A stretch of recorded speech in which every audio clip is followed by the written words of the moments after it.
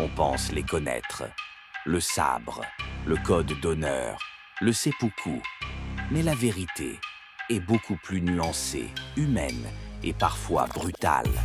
Certains samouraïs ont trahi leur maître, d'autres sont devenus des bureaucrates en kimono. Et beaucoup ne touchaient même plus leur sabre. Mais il y en a aussi qui ramenaient des têtes coupées à leur seigneur. Voici 10 vérités sur les samouraïs que vous n'entendrez jamais dans les films. On commence tout de suite. 1. Le seppuku n'était pas si courant. Le seppuku, aussi appelé harakiri, était un rituel de suicide pratiqué par certains samouraïs pour réparer une faute ou laver un déshonneur. Il consistait à s'ouvrir le ventre avec un sabre court, en position formelle, souvent devant des témoins. Mais contrairement à l'image qu'on s'en fait, ce n'était pas un acte fréquent ou volontaire. C'était une punition, une obligation, parfois imposée par son seigneur. Et pour abréger les souffrances, un autre samouraï était présent pour exécuter la décapitation définitive. Une mort extrêmement codifiée, mais loin d'être banale ou systématique. 2. Le Bushido est un mythe tardif. Écoutez. Reconnaître la vie dans chaque soupir, chaque tasse de thé, chaque vie que l'on prend, la voix du guerrier. C'est le Bushido. Le Bushido, littéralement la voix du guerrier, est présenté comme un code d'honneur moral, spirituel et guerrier, que tous les samouraïs étaient censés suivre. Il met en avant des valeurs comme la loyauté, la maîtrise de soi, le courage et le dévouement jusqu'à la mort. Mais en vérité, ce code a surtout été élaboré plusieurs siècles après les grandes guerres, pendant l'époque Edo, une période de paix. Il servait davantage à moraliser une caste de guerriers inactifs qu'à réguler les comportements sur le champ de bataille. Avant cela, les samouraïs faisaient la guerre, cherchaient le pouvoir et adaptaient leur conduite à la politique. Le Bushido est une construction idéologique, plus qu'un code réellement vécu au quotidien. 3. Tous ne vivaient pas dans l'honneur. Certains sont devenus pirates. L'image du samouraï loyal jusqu'à la mort est belle, mais souvent trompeuse. Dans la réalité, beaucoup de samouraïs ont trahi leur clan, changé de camp pour de l'argent ou profité de la guerre pour grimper socialement. Certains ont même basculé dans le crime et la piraterie. On les appelait les wako, des guerriers déchus devenus pirates qui terrorisaient les côtes de la Chine et de la Corée entre le XIIIe et le XVIe siècle. Ce n'étaient pas des exceptions. C'était le reflet d'un monde où survivre et s'imposer comptait souvent plus que l'idéal d'honneur. Le mythe du guerrier pur et désintéressé, il a été inventé bien après la fin des combats. 4. Il n'utilisait pas que des katanas. Le katana, avec sa lame courbe et son esthétique parfaite, est devenu l'arme mythique des samouraïs. Mais sur le champ de bataille, ce n'était pas leur arme principale. Pendant des siècles, les samouraïs ont privilégié la lance, yari, l'arc long, yumi, et la naginata, une arme à mi-chemin entre la hallebarde et la faux. Ces armes étaient plus efficaces en combat de masse ou à distance. Le katana, lui, était surtout utilisé pour les duels ou en combat rapproché. Et très souvent, il restait à la ceinture. Avec le temps, il est devenu un symbole de statut social. Seuls les samouraïs avaient le droit d'en porter un. C'était une manière de dire « Je suis un homme d'épée, un homme d'élite ». Une arme, oui, mais aussi un signe d'identité. Si vous aimez ce genre de vérité qui casse les idées reçues sur les guerriers du passé, pensez à vous abonner. Il y a encore beaucoup d'histoires comme celle-ci, et aucune ne ressemble à ce qu'on vous a appris. 5. Beaucoup étaient devenus des fonctionnaires. Quand la guerre cesse, que reste-t-il aux guerriers? Sous l'époque Edo, de 1603 à 1868, le Japon vit une paix prolongée.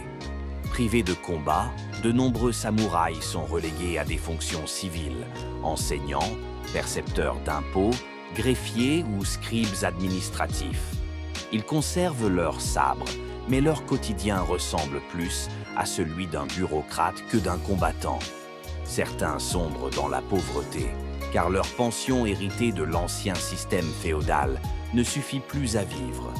On les appelle alors les ronins, ces samouraïs sans maître, errants, sans revenu stable.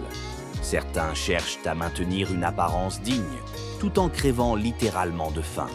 C'est cette fracture entre leur prestige passé et leur réalité moderne qui alimentera les tensions sociales et les révoltes futures. 6. Les marchands les ont dépassés. Dans la hiérarchie officielle du Japon féodal, les samouraïs étaient au sommet, guerriers nobles, serviteurs de l'ordre et de l'empereur. Et les marchands, tout en bas, considérés comme improductifs car ils ne créaient rien, ils se contentaient de vendre. Mais ironie du sort, en période de paix prolongée, ce sont justement eux qui s'enrichissent. Ils créent des réseaux, achètent du riz, du matériel, du pouvoir. Pendant ce temps, les samouraïs, sans guerre ni solde régulière, tombent dans la dépendance. Certains doivent vendre leurs sabres, d'autres louer leurs services comme gardes du corps ou collecteurs de dettes pour ces marchands qu'ils méprisaient jadis. Le renversement est total. Les maîtres d'hier deviennent les employés d'aujourd'hui. Un affront silencieux qui a laissé des traces profondes dans l'identité samouraï. 7. Le zen a influencé leur vision du combat. Tous les samouraïs ne pratiquaient pas la méditation, mais ceux qui le faisaient s'en distinguaient. Le zen, branche japonaise du bouddhisme née en Chine sous le nom de Shan, est une philosophie centrée sur l'expérience directe, la maîtrise de soi et la pleine conscience de l'instant présent. Pas de dogme rigide, ni de paradis à atteindre. Le zen invite à vivre la réalité telle qu'elle est, en silence, en paix, et parfois dans la tempête. Certains samouraïs y ont trouvé un véritable outil mental pour transcender la peur de la mort et canaliser leur concentration. L'entraînement au sabre, pour eux, devenait un exercice spirituel. Mais il faut être honnête, cette approche concernait une minorité de samouraïs érudits. La plupart restaient focalisés sur la discipline militaire et les ordres du seigneur. Le zen, pour ceux qui l'ont adopté, a permis d'infuser une forme de poésie dans la violence. Et c'est peut-être là que réside tout le paradoxe du samouraï. 8. Il coupait des têtes pour les prouver. Vous avez bien entendu. Couper la tête d'un ennemi était une pratique courante pour prouver sa bravoure. Durant les guerres féodales, les samouraïs ramenaient les têtes au camp, où elles étaient lavées, parfumées, puis présentées au seigneur. Ce rituel, appelé Kubizuka, pouvait même donner lieu à des récompenses, promotions, réputations ou terres. Parfois, un samouraï devait affronter des dizaines d'ennemis pour obtenir une seule tête précieuse. Ce n'était ni symbolique, ni théorique.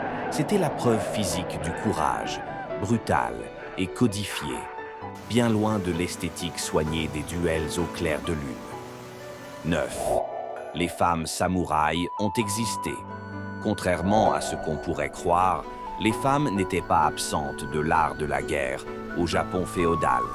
Les Onna Bugeisha étaient des femmes nées dans des familles de samouraïs, formées aux arts martiaux pour défendre leur clan, leur foyer ou leur honneur. Elles maniaient la naginata, arme longue et maniable, parfaite pour repousser des attaquants à distance. Certaines ont participé à de véritables batailles. D'autres sont entrées dans la légende, comme Tomoe Gozen, qui aurait décapité plusieurs guerriers à cheval lors de la guerre de Genpei au XIIe siècle. Elles étaient peu nombreuses, mais leur existence est bien réelle. Et elles ont marqué l'histoire, là où on les attendait le moins. 10.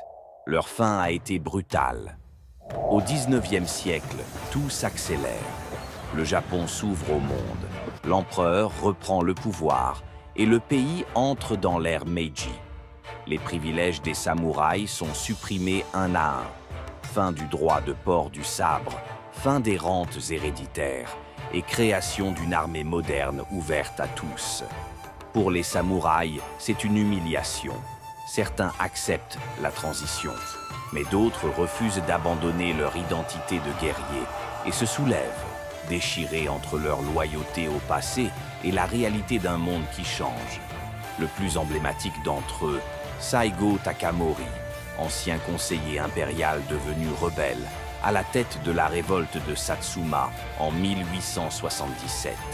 Sa défaite sonne le glas des samouraïs. C'est la dernière fois qu'on verra des guerriers en armure chargés contre des canons modernes.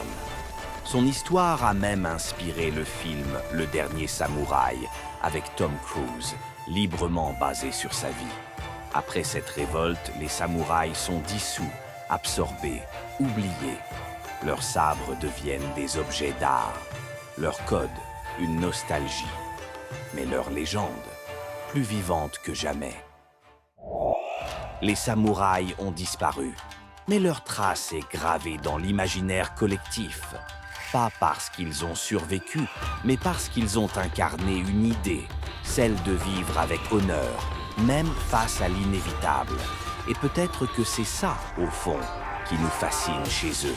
Pas seulement leurs armures, ni leurs sabres, mais leur capacité à affronter la chute avec grandeur. Si ce genre d'histoire vous parle et que vous aimez découvrir les vérités cachées derrière les mythes, abonnez-vous. Et vous? Quel peuple ou quel guerrier vous intrigue le plus? Les Spartiates? Les Mongols? Un autre? Dites-moi en commentaire. On se retrouve très vite pour une nouvelle plongée dans l'histoire.